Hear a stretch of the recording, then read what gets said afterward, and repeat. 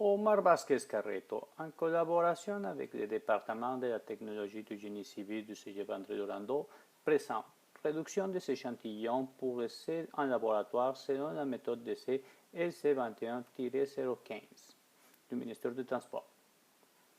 La présente procédure a pour objet de définir la réduction des échantillons de granulats de diverses provenances en des quantités plus pratiques pour des essais en laboratoire. Les procédures de réduction proposées diminuent les variations de la granularité entre l'échantillon réduit et celui prélevé. Pour réaliser cet essai, nous avons besoin d'un séparateur mécanique.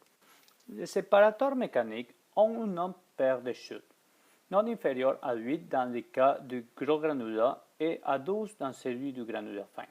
Les ouvertures des chutes sont toutes de même largeur et disposées de manière à déverser les granulats alternativement de chaque côté de l'échantillonnage.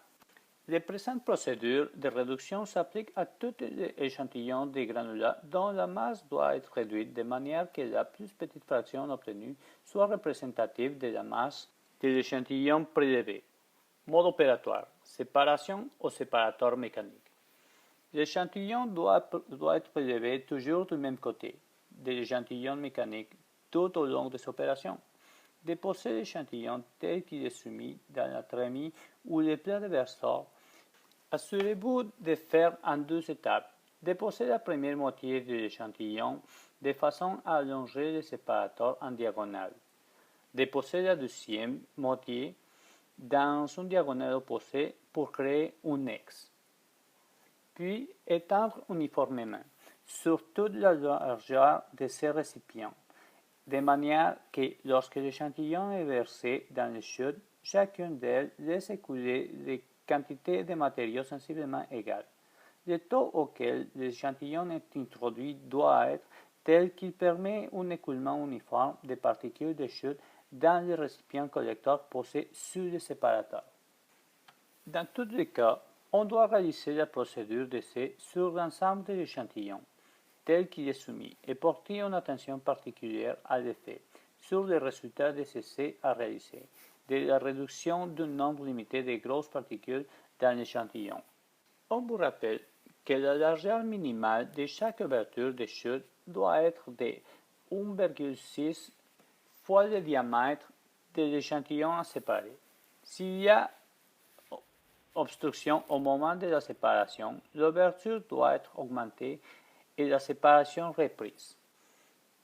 Une fois tout l'échantillon soumis, passé au séparateur et introduit, la fraction recueillie dans l'un des récipients collecteurs et répétez l'opération autant de fois qu'il est nécessaire pour réduire l'échantillon à la quantité spécifiée dans la norme d'essai projetée.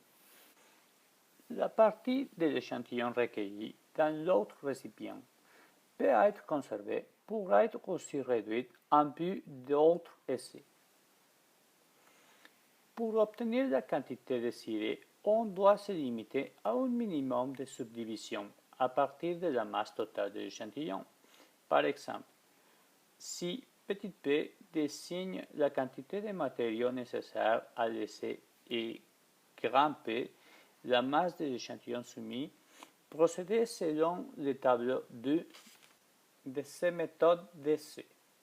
Une fois que la masse désirée a été obtenue, notez vos résultats sur la feuille de calcul